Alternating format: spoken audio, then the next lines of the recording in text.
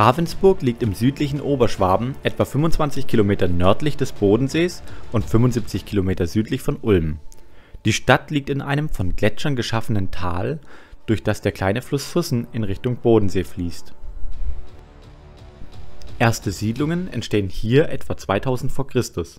Die Römer siedeln hier, nachdem sie das nördliche Alpenvorland 15 v. Chr. erobert haben.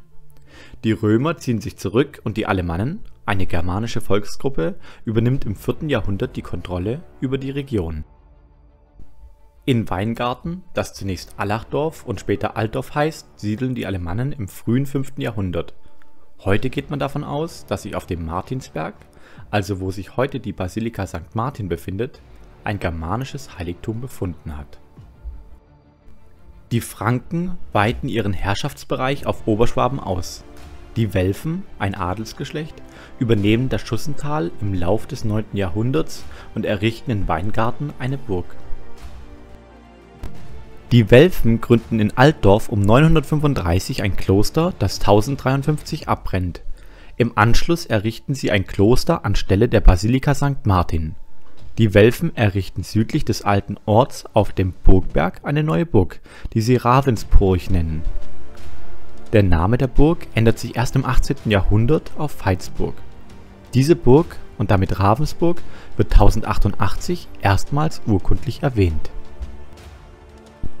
Unterhalb der Burg entsteht eine rasch wachsende Siedlung. Der Ort liegt günstig am Verlauf von Handelsstraßen. Die Siedlung hält spätestens ab 1152 einen Markt ab. Zum Schutz von Stadt und Markt entsteht eine erste Stadtbefestigung der Oberstadt. Das Kloster in Altdorf erfährt ebenfalls Zulauf durch religiöse Pilger, die die Heiligblut-Reliquie des Klosters besuchen. Heinrich der Löwe, einer der berühmtesten und mächtigsten Reichsfürsten, wird vermutlich in Ravensburg geboren. Die mit den Welfen verwandten Staufer übernehmen die Herrschaft in Ravensburg 1191 über einen Erbvertrag. Unter ihnen wird Ravensburg gefördert und entwickelt sich zur Stadt. Nach dem Tod Kaiser Friedrich II. 1250 verlieren die Staufer ihre Macht. Die Ravensburger verwalten ihre Angelegenheiten zunehmend selbst. 1276 wird Ravensburg zu einer freien Reichsstadt. Damit untersteht die Stadt nur noch dem Kaiser. Ravensburg erlebt eine Blüte und wächst enorm. Im 14. Jahrhundert werden Teile der alten Stadtmauer abgerissen und die Mauer auf die Unterstadt erweitert.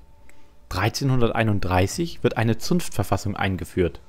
Das Ravensburger Stadtbild wird in dieser Zeit geprägt.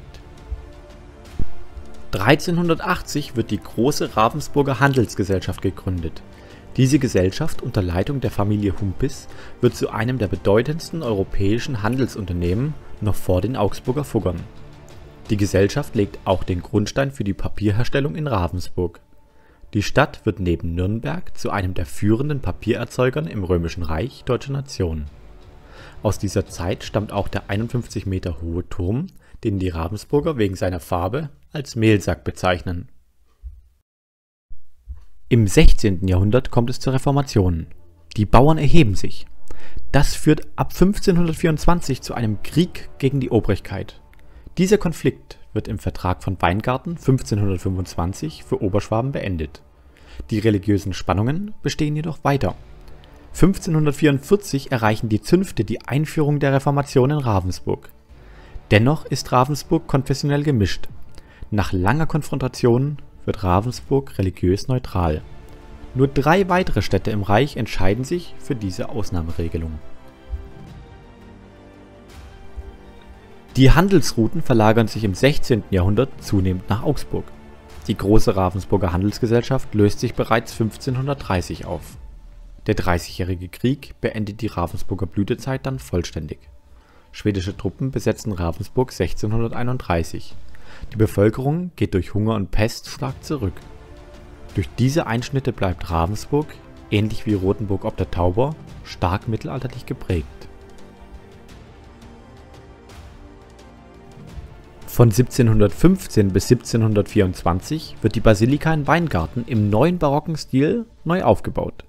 Heute ist die Basilika das größte kirchlich-barocke Gebäude in Deutschland. Sie ragt hoch über Weingarten auf.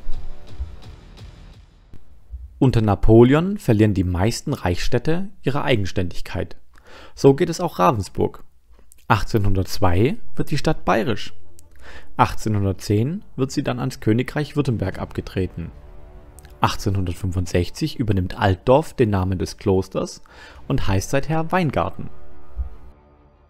Das 19. Jahrhundert bringt wieder den Fortschritt nach Ravensburg. Die Zünfte werden abgeschafft und die Industrialisierung beginnt. Ab den 1830er Jahren entstehen hier Maschinenbau und Textilindustrie.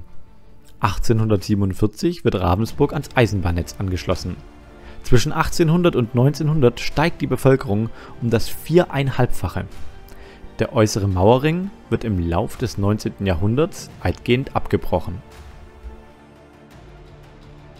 Den Zweiten Weltkrieg überstehen Ravensburg und Weingarten vergleichsweise glimpflich. Nach dem Zweiten Weltkrieg liegt die Einwohnerzahl von Ravensburg bei 25.000 und die von Weingarten bei 11.000. 1949 zieht das Reutlinger Pädagogische Institut nach Weingarten um. Das ist die Wurzel der PH Weingarten, wie die Hochschule ab 1962 heißt. 1964 entsteht die Ingenieurschule für Maschinenbau, heute die Hochschule Ravensburg-Weingarten. In Ravensburg sitzt ab 1978 die Berufsakademie, heute Duale Hochschule. Die drei Hochschulen zusammen zählen heute über 10.000 Studierende. Im Jahr 2022 leben über 50.000 Menschen in Ravensburg und über 25.000 in Weingarten. Hier lässt es sich gut leben, studieren und arbeiten. Zwei herrlich schöne Städte mit hohem Freizeitwert und einer großen Geschichte.